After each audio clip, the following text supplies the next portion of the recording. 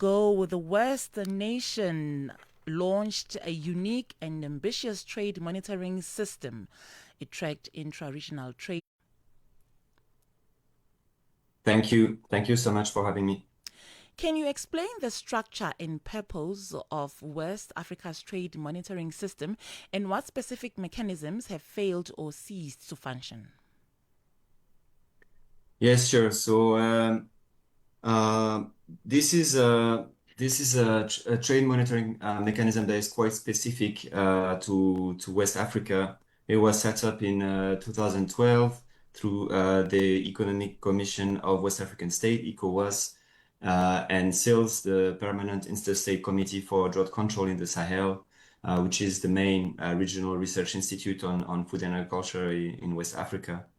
And this system has the aim for the system has been to track regional food trade in West Africa that is mostly unrecorded by the customs and therefore unaccounted for in policy, investments, food security, and nutrition planning. So really that was the idea back in the day. And this system's been supported by a number of donors and technical partners throughout the years, USAID, IFAD, the International Fund for Agricultural Development, the International Food Policy Research Institute.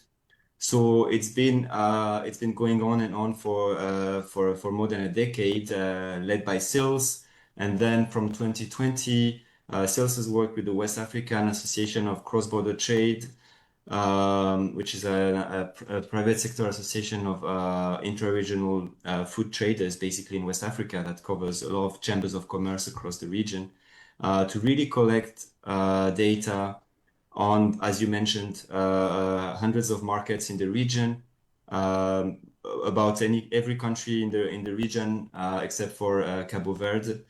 And through this system, they really accumulated very, very valuable data on the volume, the value, the origin, and the destination of food products that were going through the region. So that was really that's been the system. And in terms of purpose, well, as I mentioned, the food occupies a massive share of the economy of West Africa. So the fact that it's been mostly, or this regional trade of food has been mostly not captured, has been a huge issue for macroeconomic reasons. So governments, states in the region have not been able to really understand the balance of payments, for instance, or the GDP. For food security and nutrition, governments have not really been able to understand with accuracy what food goes in and out of the country. So this data really helps with that. Also for market promotion, governments wishing to support their food exports in the region really don't really have a good understanding of what are the size of the food trade region of the regional food trade. So equally, the private sector doesn't really have accurate data on that. So really, this data has been helping or is really valuable for that purpose. And I think one of the last purpose of this system has been to really document the underestimated size of that trade, and kind of shift perceptions on the fact that a lot of people in the region, policymakers, civil society, private sector have this vision that it's low value. But in reality, and this is where kind of I come in as an economist from the OECD Sahel and West Africa Club, we've worked with this data, with SILS, with WACTAF, the West Africa Cross-Border Traders Association, to analyze the data and show that, in fact, that trade is in West Africa, at least international food trade is a 10 billion US dollar sector. So it's about 6 times more than you would see from the official statistics. As much as 85% of it goes unrecorded. And really, when you have the data, you get a better sense of the value of that trade for economic development, food security, and all these aspects that I mentioned. And what were the early warning signs that the regional trade monitoring system was weakening, and were the missed opportunities for intervention in your view? I think the system's been under threat for a number of years. Obviously, recently, as we are all well aware, there's been massive cuts in donor funding overall in 2025. Aid's been cut by $30 billion globally. USAID, which, as I said, has been funding the system. Initially, the budget has been cut by almost a half. And even before this happened, really that system's been supported a lot by donor resources, and governments had limited resources to support national statistical systems for capturing regional food. And so when the donors are withdrawing the money, then national resources have not been really matching this withdrawal. And one reason for that is that really this digital trade monitoring has not been traditionally considered a priority by governments themselves. Regional organizations like ECOWAS, sales for sure, they're the ones who initiated this system. They had a good and still have a good understanding of its importance, but at national level, sometimes it's been really undervalued, the importance of tracking this trade. And this is a bit of a vicious circle because as this trade is not being really counted properly or monitored, then it doesn't appear as important as it is in national statistical systems, and therefore also governments kind of don't really invest in measuring it. So I think there is now a shift that is needed to from this funding that's been quite donor dependent to funding from of course donor community is still there, but also there is scope for investing more national budgets and regional resources in to kind of revive the system. And how does the collapse of this system directly threaten fruit supply chains across the region, particularly for landlocked or import-dependent countries? Yes, that's an important question.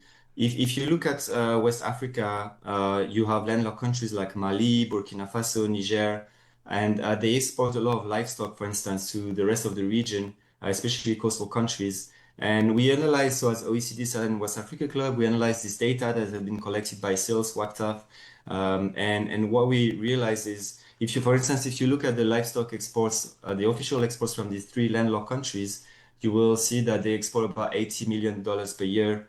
But in reality, when you assess the reality of this unrecorded trade using this data and some assumptions that we made as well, you understand that this trade is probably closer to $1 billion. So it's about more than 10 times higher than what the statistics would report in that case.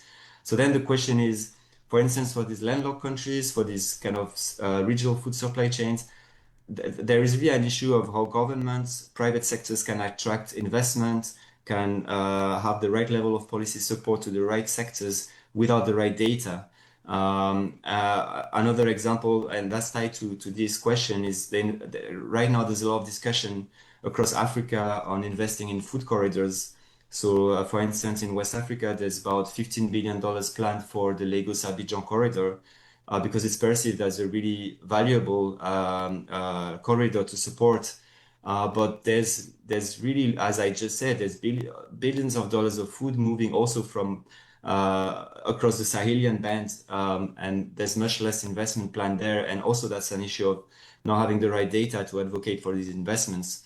So I think that's one thing. And finally, another example, if you look at Burkina Faso, for instance, the government is trying to really kickstart the tomato or invest in the national tomato industry.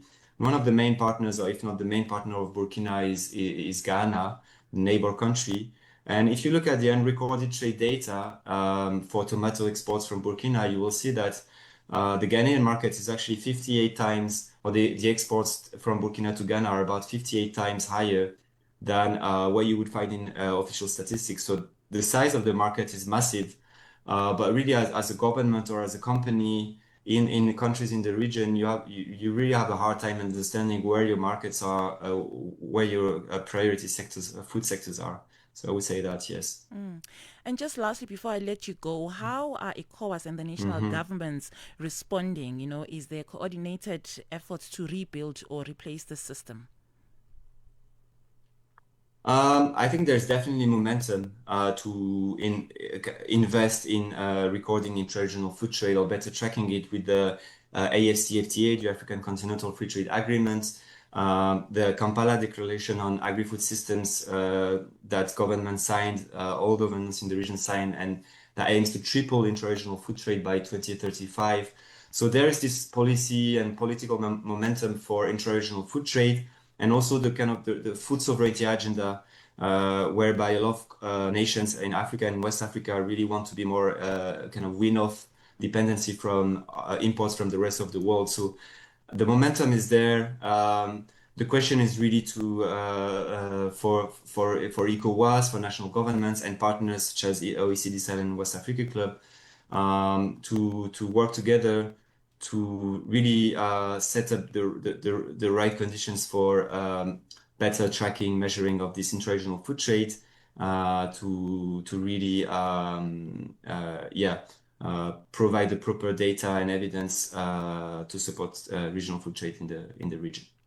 Thank you. Dr. Masaparisi, we'll leave it there. I really appreciate you taking your time and talking to us on Africa World Hour. Thank you very much.